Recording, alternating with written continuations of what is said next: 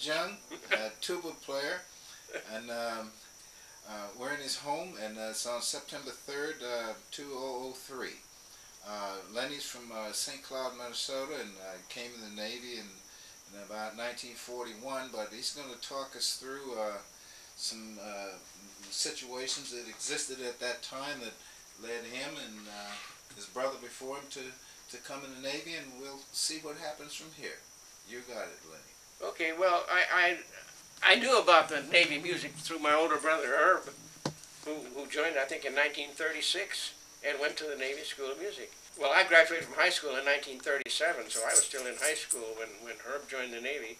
At the time, I was not eligible for the draft yet. I wasn't 21, but I would have had to register for the next one. So I put in an application for the Navy School of Music. I knew about it through Herb, and so I didn't expect to hear from him so soon, but I did, and took an audition at the Navy School of Music. I remember the man who auditioned me was Kurt Lively, the tuba player from the Navy band. He in World War I, he was in the German Army, and I still remember the music he put in front of me was quite easy. A couple of Sousa marches and things like that. They were duck soup. So anyway, after in the Navy, after I'd been there for 6 months, by the time it was December '41, the Japs hit Pearl Harbor, and I was in band 26. Our chief was Henry Jensen, and we shipped out, I think, in April of shortly after, a couple of months after the attack at Pearl Harbor, and we were assigned to the USS Northampton. At the time, we didn't know where it was. We had no idea. We knew we were going to the Northampton, and that's all we knew. So we didn't know if it was in the Atlantic or in the Pacific. So they sent us first to destroyer base in San Diego, and we were there. At the time, it was all blacked out. I mean, they were still expecting possible attacks in San Diego. The whole coast there was blacked out, and from there they sent us to San Francisco to Treasure Island, and we finally left on a transport from there. The old Navy, in fact, I think it still even existed in 1941. The old transport, the USS Henderson, and so we got out to Pearl Harbor, and as we were pulling in, of course, on the transport we were on, there must have been 1,000 workmen going out to yard workmen, civilians going to help clean up the mess in Pearl Harbor. There were ships bottoms up, and it was a big mess. And as we were pulling in there, I could see on the fantail of one ship on the back end, Northampton, the big letters. So we knew that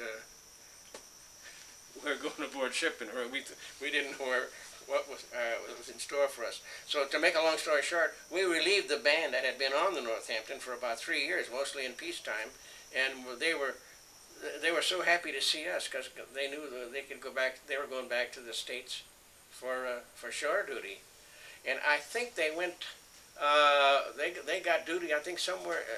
I don't know, some naval air station in Georgia, I think. Before you get into your time on the Northampton, talk me back to when you went into music and got into tuba playing and all the stuff, because both you and her both played tuba, right? Yes, we both played tuba and string bass too. Yeah. Was you guys started as kids? And we started as kids in my hometown of St. Cloud, Minnesota. It was unusual.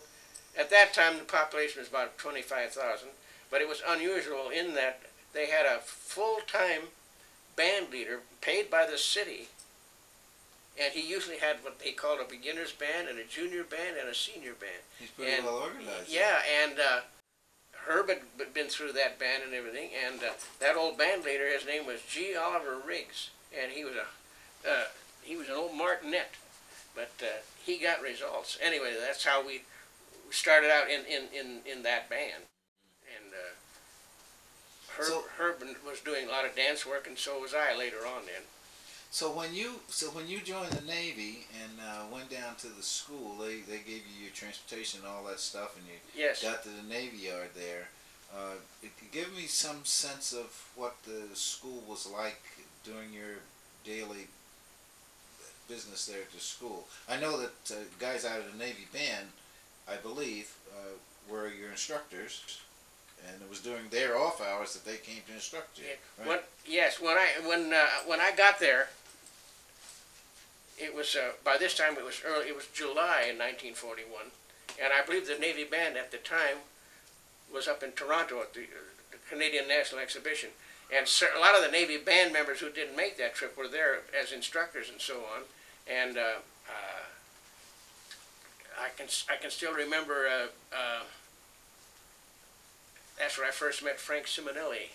And our barracks was was a receiving station, which is now we had just a third.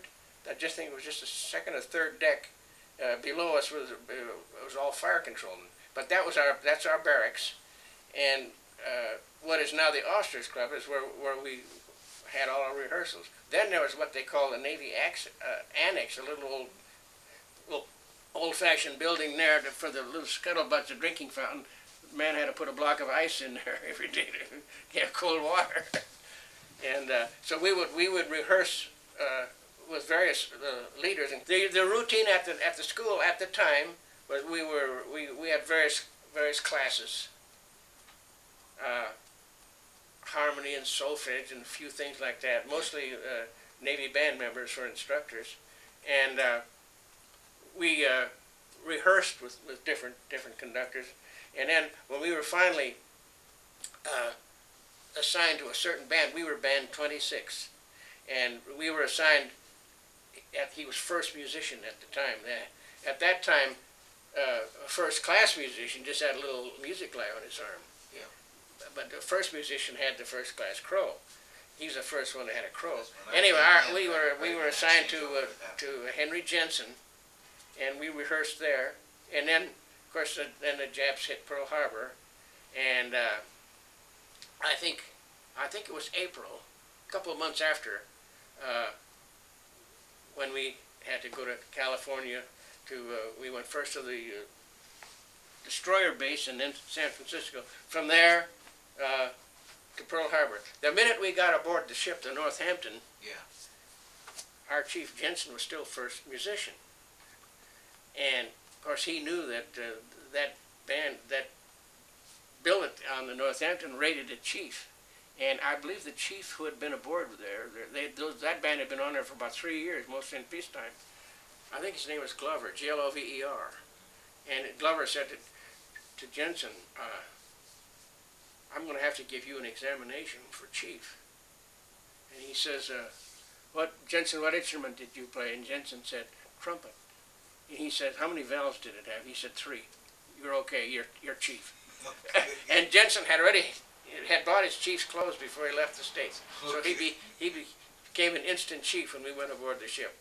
And then the other band that was leaving, for a day or so, they had to show us the very watches that they stood, and then they went back to the States. They were a happy bunch of guys. I guess so. They've been on there for 3 years or something like that. So then on the Northampton, we were in September the 15th or 16th, 1942. We were with the carrier Wasp, operating in that task force, and a Jap submarine got it. And I stood there and watched it. It wasn't that far from us, burning from head to toe, and it's of course they couldn't save it, and it sank. And then that was now October the 26th, 1942. We were with the Hornet when it was sunk, and we tried to horn it. It was listing and dead in the water, listing way over, burning fiercely, and we were assigned to try to tow it. They had this huge cable rigged on it, so we just got going on it about maybe 2 knots, just barely going. Then a bunch more Jap planes came over, and they had to let loose. So after that attack was over, we hooked up again, and then the cable broke. And then by this time, it was actually getting later in the evening. It was still daylight, but there was one of these big 4-motored Japanese, I think we called it a Kawanishi bomber, just on the just barely visible in the distance, but we knew that she knew where we were and was radioing our position, but it was too far for our guns to shoot it down or anything, and to make a long story short, they finally decided we had to get out of there, and they sent a couple of our destroyers over to the Hornet to put it out of its misery. And our torpedoes were worth a damn. They'd hit and make a thud, and they didn't do anything. And it was still getting later and later. And finally, they got real close and were pouring 5-inch gunfire into it. Then we left. And it's a good thing we did. Now, I didn't know this until after the war, but when we left, there was a huge Jap task force bearing down on us, including battleships. And they came, the Hornet was still afloat, about 2 o'clock in the morning. And they at first considered trying to tow it and save it, you know, for themselves. Yeah. And they finally gave up on it, and they put it out of its misery. Now, That was, the torpedoes from the Northampton, what were it, duds? no, Northampton didn't have torpedoes. Our destroyers. Oh, the destroyers. Destroyers in our task force. Yeah. They sent, I think, 2 of them. And the destroyers, some of them would breach out of the water, and some of them would make a thud and didn't explode. They were terrible. And so anyway, it's a good thing we did get out of there, because that big, the Enterprise on that day was hit, but it wasn't sunk. But our flyers, any flyers, didn't have their carrier to land on. They could land on Henderson Field on Guadalcanal. Yeah. So anyway, that was October '42. Now, the next month, November night of November the 30th, this big Jap task force coming down the slot to reinforce their troops on the island, and we were sent in to break it up. And of course, they broke us up. Now, we had radar, and the Japs didn't. We had every advantage. We should have murdered them. Instead, they clobbered us. They sank us. They blew the bow off the Minneapolis, the New Orleans, and badly hit the heavy cruiser Pensacola. Now, although we were the only ones sunk, I think some of them lost more men killed than we did even. And some of them were out of action for probably a year or so.